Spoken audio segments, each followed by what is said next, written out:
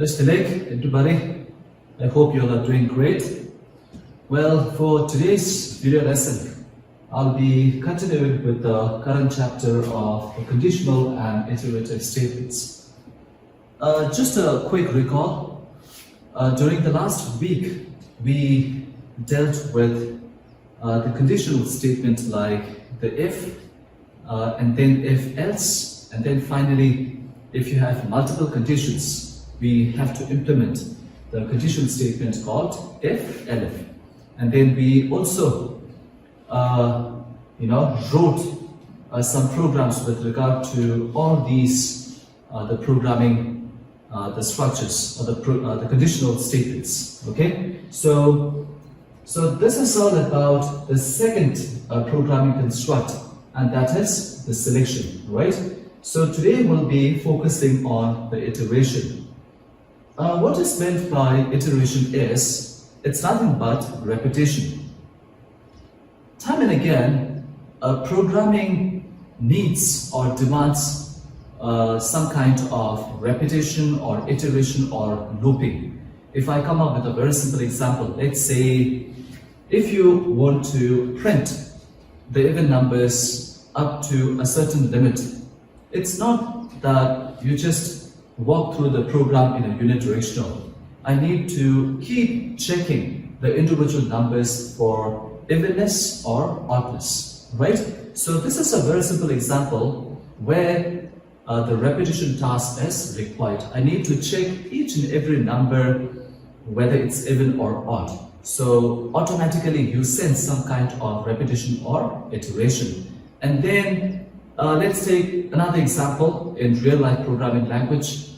Say you want to check your result online, and then in the database of the school website there will be a table, and each record of the table corresponds to the result of the individual student, right? Now let's say your record or your result lies somewhere in the middle of the table.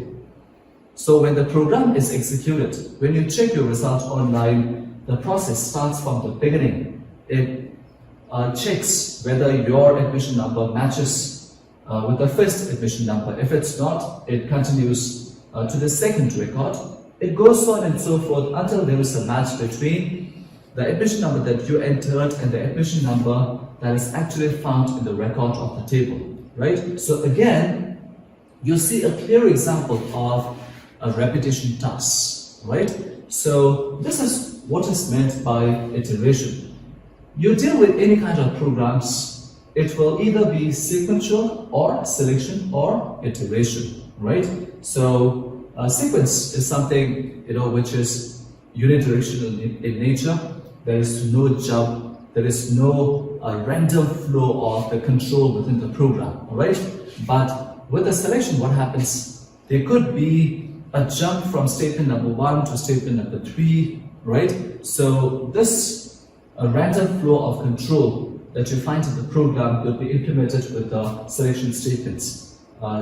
Something that we have discussed already during the last 2 video lessons, right?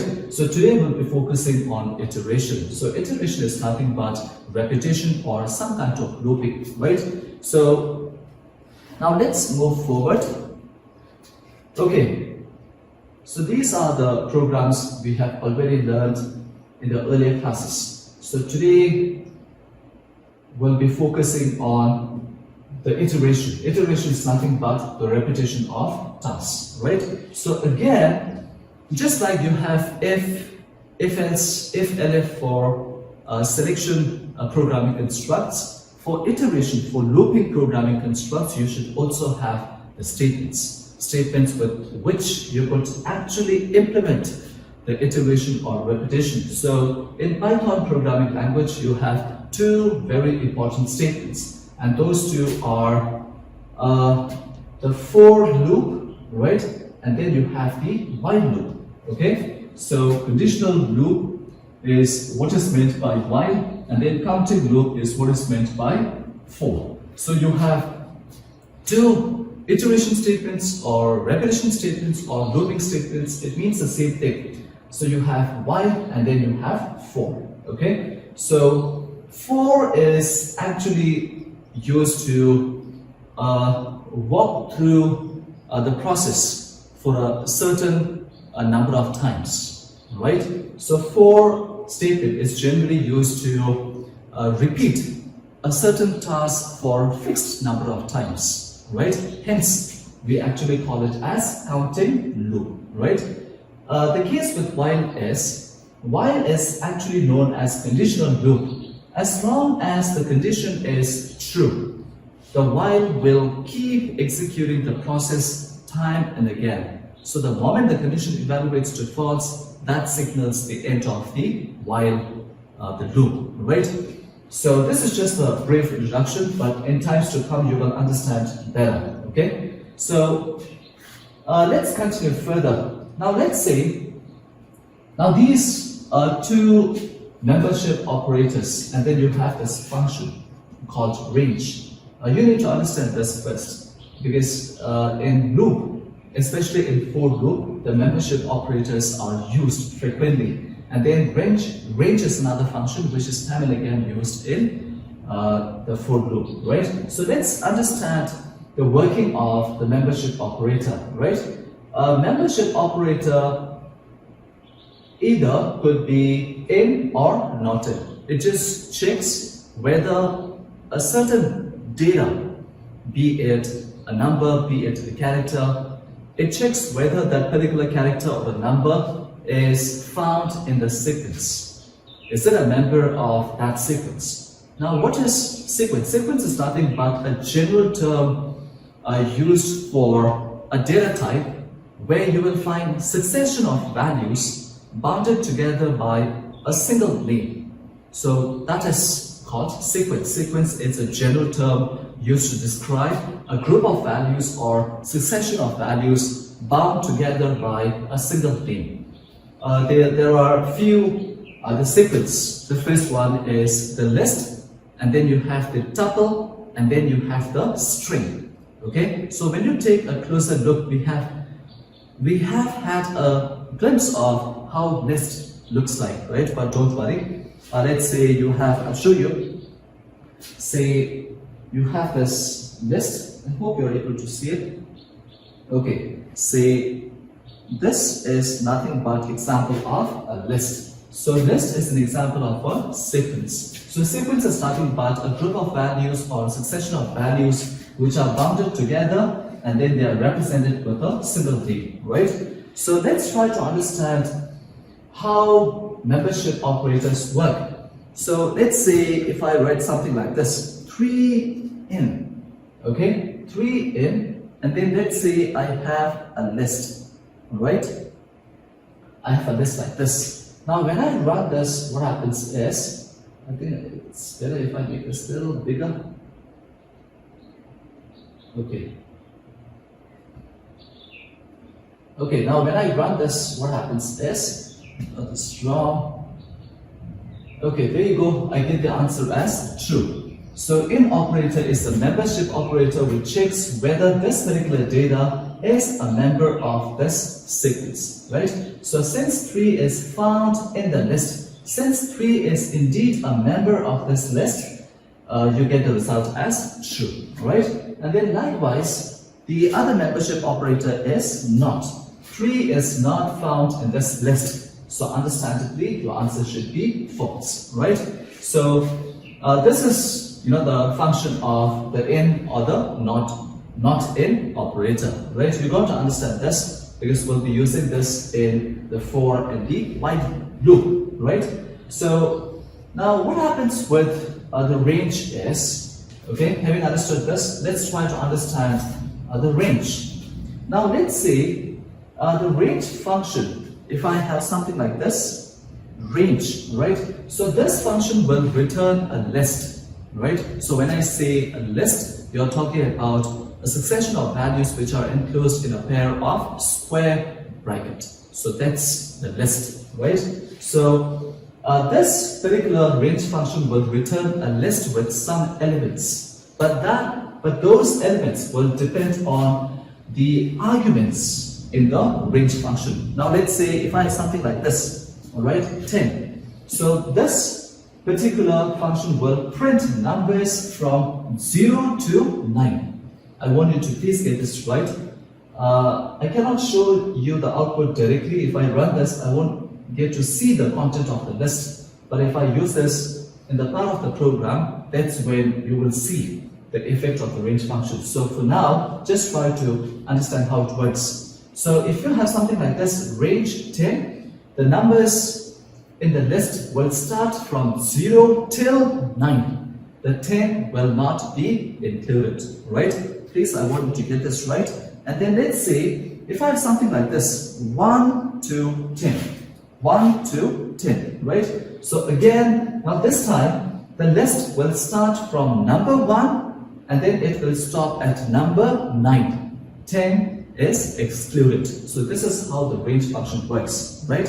And then another example could be, say, range, let's say I have 1, 10, and then I write 2 here. So this is the lower limit, right? This is the upper limit, and this is the step value, the increment value, right? So in this particular case, what happens is you will get numbers like 1, but the next value that you will get is 1 plus 2 is 3, okay? And 3 plus 2 is 5. So you will get numbers like 1, 3, 5, 7, 1, 3, 5, 7, and then you will get 9, right? So these are the three possible, the combination of values which are associated with the range function. So just a quick recall, range 10 will give us a list, okay? And the elements of the list will start from 0 and then it will stop at 9. However, in this, we have the lower limit, so it starts from 1 but it will end at 9, and then again it starts at 1, it will end at 9, but the values will have a step value of 2, right? So these are the, these are related to the membership operator and the range function. Now let's see how the program works, right? So let's go down and check the first example. Okay, the first example says, we'll try to use the for with list. Okay, so either we could use the for with sequence data types. For example, it could be for to be used with list, or for to be used with string, or for to be used with a tuple. Okay, so please get this list. I want you to think of the square bracket, the tuple, the round bracket, and then string, a pair of single quotes or double quotes, right? So let's check how for is used with list. Let's come up with the first example, right? Say I have for I in, right? And then I have a list like this. List elements as 1, 3, and 5. And then you need this colon. This is very, very important. This colon indicates that you will have a block of statements as a body of 4. Remember, in if, the moment we are done with the if statement or else statement or elif statement, we terminate the statement with the colon. So the colon indicates that the following statement will become the body of the if, else or elif or the for, right? So this is very important. So the moment you have the colon sign, when you press enter, the Python interpreter is smart enough to leave some indentation. Typically, it has the length of indentation of 4 spaces, right? So automatically, it stays put in that particular or specific place. So let's say I want to print the value of I, right? And then press enter. Now when you press enter, the cursor stays here, assuming that you are still in the for loop, right? If the body of the for is over, if it's over, then you need to press the backspace to get the cursor to the extreme left. That is, if you are done with the body of for. I'm not yet done, so let's say I want to print the square of 1. So I multiplied by I, right? So let's run and check how the output will look like, and then we'll try to understand, all right? So let's try to understand how the for function works. So it starts here, for I in, okay? So now this time what happens is, I will assume the first element of the list. It's very easy. I will assume the first value of the list. The first value of list is 1, all right? So the value of I will be 1 to start with. So the value of I will be 1 at first, and then once the loop is over, again it comes back, the I will pick up the second value, which is 3. Again, it will pick up the last element, which is 5. So once all the elements of the list are processed, that means the for loop execution is done and dusted. It's over. Okay. So first things first, the value of I will be 1. Okay. So here you have two statements as the body of for, right? Print I. The value of I is 1. So you get the output as 1. And then it comes here, I as of now is 1, remember? So I multiplied by I, 1 multiplied by 1 is again 1, okay? So from here, again it goes back, okay? Again the for loop restarts. Now this time the value of I will be 3, okay? So print I, the value of I is 3, you get to see 3 here. 3 times 3 is 9, right? Don't say 3 is equal to, you know, it sounds a little weird. If you want to say 3 is equal to, or 3 is. So 3 times 3 will be, the answer will be 9. And then again the I loop, the loop again restarts. The value of I will be 5, and then 5 will be printed, and then 5 times 5 will be 25. So again it goes back, but this time I doesn't have any value to be picked up, you know, from the list. So when the list elements are over, that means the control will come out of the loop, and then it checks for the following statements. If there are following statements, the execution continues, otherwise that is the end of the program, right? So this I is called loop variable. I repeat, that's very important. This I is called loop variable, okay? You can have any other variables instead of I. So the loop variable will actually control how many times the loop will execute, okay? So I hope you're clear with the usage of for with list, right?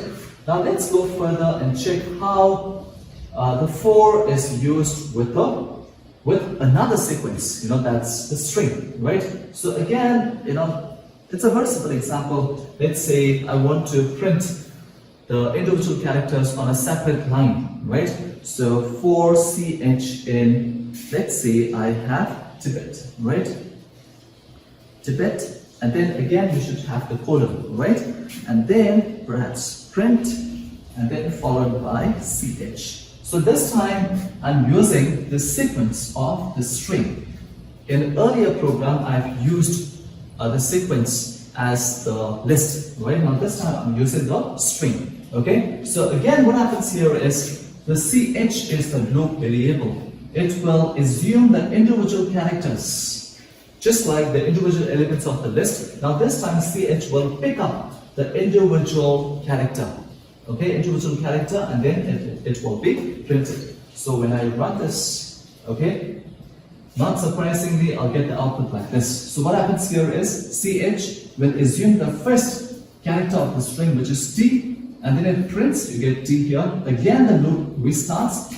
The ch will pick up I will be printed, ch will have the value of b will be printed, until the last t is picked up by ch, which when printed.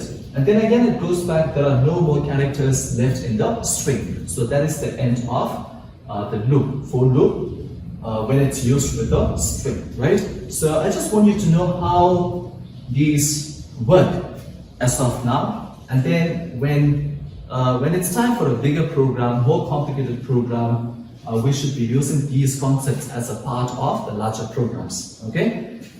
So likewise, you can have the example for 4 to be used with a tuple, right? So now let's go and check out the next example, right? So I now will be using the range function, right? So I've just shown you a couple of examples how to use 4 with the sequence, for example, list and the string. So now let's try to write a program for 4 to be used with the range function. And now before I write the program for the first question, program number A, let me show you how the range function works, right? So let's say 4, right? And then I in range, and then I give you this example, remember? And then I say print the value of I, okay? So when you run this, you will get values like this, okay? You will get values, you don't have 10, right? So you will get values, like I said, just a little bit back earlier, the numbers will start from 0 and then it will end at 9. The upper limit is excluded or it's not included, all right? And then let's say if I have something like this, all right? 1, 10, and then when I run this, I'll get the output starting from 1 till 9. So again, the logic is exactly the same. Instead of this range function, like I told you, right? The range function will give us the list. Okay, so this list will replace this. So it'll be something like this. You have this range 1 to 10. This particular function will give us a list, couple of square brackets in which you will have the values like this. Okay, so this list in a way looks like, you know, it's replacing the range function. So the logic is exactly the same, right? So for I in 1, print 1, I get to see 1, and then again loop restarts. For I in the next number is 2, remember? So 2 will be printed, 3, 4, and then it goes on until the 9 is printed. So remember, you know, if you want to use 4 with range, the upper limit is always excluded. Okay, so this is something that you need to understand. And then likewise, if I decide to have a step value of 2, okay, so when you run the program, I'll have numbers like 1, 3, 5, 7, 9. This is the step value, right? So the I value starts with 1, and the next value will be 3, 5, 7, and then 9. All right? So I hope you have understood these basics. Now let's write the program. It says print multiplication table of a given number. The number could be any number, but you need to print its multiplication table. Let's say if I enter the value of n is 5, I should get the multiplication table like 5 times 1 is 5, 5 times 2 is 10, so on and so forth, till a limit, till a given limit, right? Now let's say, let's do the program. N is equal to int. You're comfortable with this, right? Enter the value of n, right? Okay, and then I want to check the limit.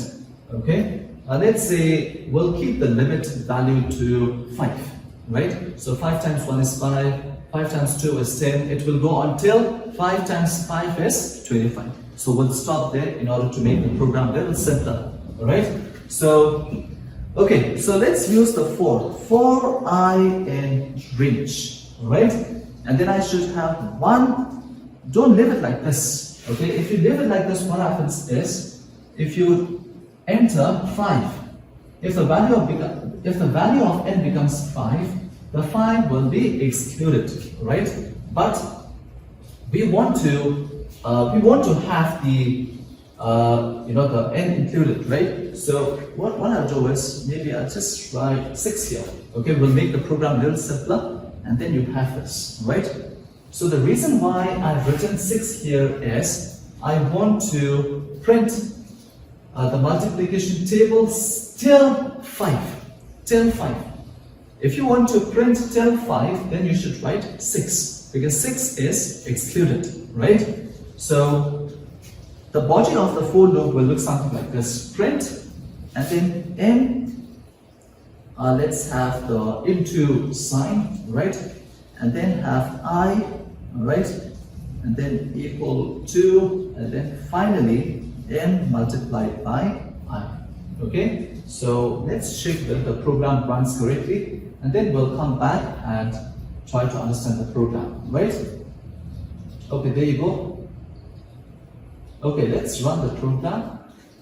Okay, enter value of n. Let's say I enter 5 here and then press enter. So I get to see the output like this. Okay, so we'll try to understand this. 5 times 1 is 5, 5 times 2 is 10, till 5 times 5 is 25. So when I ran the program, I was prompted to enter the value of n, remember? So I entered 5, 5 gets inside n. So the value of n is 5. Look at the loop variable. I have a loop here, alright? So I is a loop variable. The first value of I will be 1. Because this range function will give me a list with values as 1, 2, 3, 4, 5. 6 is not included, alright? So the first value of I will be 1. The value of n is 5. Please note it. And then print n. Okay, for the first loop, the value of n is how much? 5. 5, you have here 5, right? And then this is a string, right? So it will be printed as it is. I leave a gap in between so that the output will look a little better. And then I, the value of I, remember it is 1. Okay, is equal to is a string, so it will be printed as it is. Look at this particular arithmetic expression. It is 5 multiplied by 1. So you should get the answer as 5. Okay, so you got the first one right, hopefully. And then again the loop restarts. It's not over just as yet. The value of I will now be how much? It will be 2. Okay, the value of I will be 2. N is still 5 all the time. 5 into 2. Look at this. 5 into 2 is equal to 5 is multiplied by 2. The result will be 10. Okay, and then again it continues. The value of I is now 3. Okay, so 5 into 3 is 15. So this will go on and on, right? Now let's run the program again and check for some of the value. Let's say I have 7. Press enter. If I press enter, you should get the multiplication of tables starting from 7 multiplied by 1 till 7 multiplied by 5. Okay, so there you go. And then I just try to change the value of the upper limit of range, and then just check. Let's say I have 9, and then I press, oh sorry, okay, no problem. Just run the program. I'll just modify this. I change it to 4, right? And then I run this again. Now let's say if I enter 9, what will be the output? So this particular loop will execute 3 times. When the value of I is 1, 2, and 3. So you will get 3 records, 3 multiplication table for the 9, right? So when you press enter, you will get 9 times 1 is 9, 9 times 2 is 18, 9 times 3 is 27. Okay? So I hope you have understood the first important program of the for loop. Okay? Now let's continue further. Okay. Print sum of first n natural numbers. Now these programs are meant to make you feel more confident, comfortable over the usage of the for loop, right? So print sum of first n natural number. If the value of n is 5, okay, you have 1 plus 2 plus 3 plus 4 plus 5 is how much? Say 1 plus 2 is 3, 3 plus 3 is 6, 6 plus 4 is 10, 10 plus 5 is 15. So if the given value of n is 5, your answer should be 15. Okay, I hope you have understood the program. So likewise, if you enter 100, you should get the sum of numbers starting from 1 till 100. Okay, so again, the moment you think over the program, automatically the repetition task comes into the picture, right? So let's do the program. Okay, say n is equal to, now let's not have the int input statement, right? Now that you know how to use it. Let's say I have 5 here, and then I need this variable called sum, because I need to store the sum of the values in a particular variable, right? So at the start, I pick up 1 and I add it to the sum, and then I again have the next value of 2. 2 needs to be added with 1 and then store it as the new value of sum. Okay, so I need to go on again and again, right? So let's have the for loop, say for I in range, alright? Undeniably, it will start from 1, okay?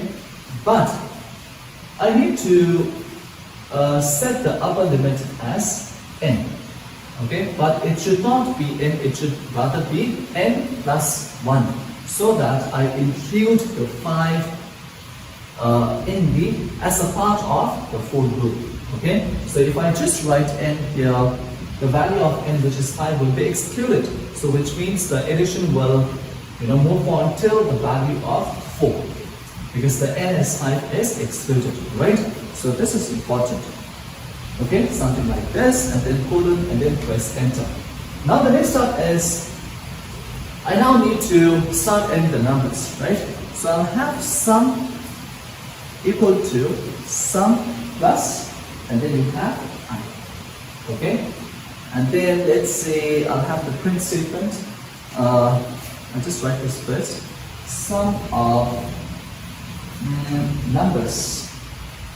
Okay? Till, or perhaps, sum of numbers less than, or I'll make the program a little more interactive. The value of I, alright, and then is, okay, sum, right? Okay, now what happens here is, the value of I will start with 1, okay? Let's just get a pen. Okay, look at this. The value of I will start with 1, right? The value of sum is how much? 0 to start with. So 0 plus 1 is 1, and 1 becomes the new value of sum. Okay, I hope you got this. Okay, you have 1 here, you have 1 here, and then this statement will be printed. Now let's say I go back, and then the next value of I will now be 2. Okay, so now this is important. The new value of I is how much? It is 2, right? But what is the new value of sum? The new value of sum is not 0, it is 1. Remember, in the first loop, we have updated the value of sum to 1, right? So this time it will be 1 here, right? So 1 plus 2 will be 3. And 3 will become the new value of sum, alright? This. Okay, I hope you understood this. And then again it picks up the next value of I. The next value of I is how much? It is 3. Okay? And then the new value of I is not 1, it is 3. Right? So you have 3 here. 3 plus 3 will be 6. And 6 will be assigned to sum here. And then again the value of I will be 4. Right? We'll complete all the loops. And then the latest value of sum is not 3, rather it is 6. 6 plus 4 is how much? It is 10. Okay, and finally the value of I will be 5. So this will be the last value of I. Okay, so you have 5 here, but the value of sum is how much? 10, right? 10 plus 5 is 15, right? So this is when the loop gets over. Okay, so once you understand this, what happens is, now let's say I run the program. Okay, so look at this. We'll just run it real quick. The value of I is how much? 1. The value of sum is 0. Okay, so 0 plus 1 is 1. 0 plus 1 is 1. Sum of numbers less than or equal to. Sum of numbers less than or equal to. The value of I is 1. Remember, 1 is sum. The value of sum will be 1. Okay, so I'm done with the first loop, and then again the loop restarts. The value of I will now be 2. Okay? In sum, I have the earlier value of 1. So 1 plus 2 will be 3. Okay? I've explained you already. 1 plus 2 will be 3. So this time, look at the second statement, second output. Sum of numbers less or equal to the value of I is 2. Remember? Sum of numbers less than or equal to 2, it will be 3. The value of sum will be 3. So this will go on and on, right? So, but the output doesn't look too good. I just want to print just the last sum, just the last value, right? So if you want to modify it, just get this back. If you get this back, what happens is, this statement is no longer a body of 4. Now this time the execution will be like this. Now let's say if I run this, you will just get one output. How does it work is, again, look at this. The value of I starts with 1, remember? Okay? Sum is 0 to start with. 0 plus 1 is 1. Okay, 0 plus 1 is 1. And then do you have any statements as the body of 4? No. So from here, again it goes back. I will pick up 2. 1 plus 2 will be 3. Okay, it goes back. I will pick up 3. 3 plus 3 will be 6. Okay, again it goes back. I will pick up 4. 6 plus 4 is 10. Understood? And then finally I will pick up 5. 10 plus 5 is 15. I do not have any more. I does not have any more values. So this loop is over. This particular loop, should be over because it has picked up the last value, which is 5. Right? So when it's over, the next in line, the next statement of the program is this statement. Okay? So finally, once you come out of the loop, is it the end of the program? The answer is no. You have one more statement. One final statement. Alright? So you have sum of numbers less than or equal to, what is the last value of I? The last value of I is 5. Remember? Okay? So the last value of I will be 5 is sum, the value of sum. In the sum we have successively stored the sum of the numbers, starting from 1, 2, 3 till 5, right? So this is how you should write a program for printing the sum of first and natural numbers. Okay? I hope you have understood the program. Now let's go and check the next program, right? Print even numbers from the first and natural numbers. Okay? I hope you have understood the question. You have to print, the even numbers. So it should be a cakewalk. There are two ways to do it. Say the value of n is equal to 10.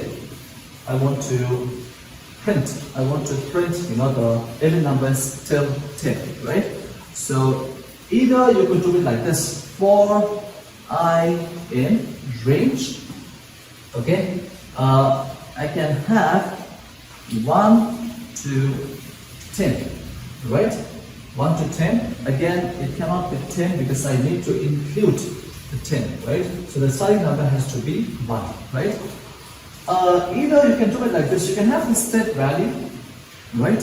You can have the step value like this. The question is print the even numbers from the first n natural numbers, right? So print, and then you can just print like this, and then there is this nice way to do it. N is equal to, okay. So what is this end statement is? End is a keyword which will ensure that this particular character follows this value of I. If you do not have this, the default end value is the new line character. I repeat, if I do not have this, the default value of end is the new line character. New line character means it is just like pressing the enter. When you press enter, what happens? It goes to the new line, alright? So if you decide to have a comma, the value of 1 will be followed by comma, and then 2, it will stay on the same line. Okay? So again, this is a very simple way to print the, this is odd number, sorry, this is odd number. So you have 1, 3, 5, 7, 9. So this is one way of printing the odd numbers. So if you want to change it to even numbers, then perhaps you can have 0 here, alright?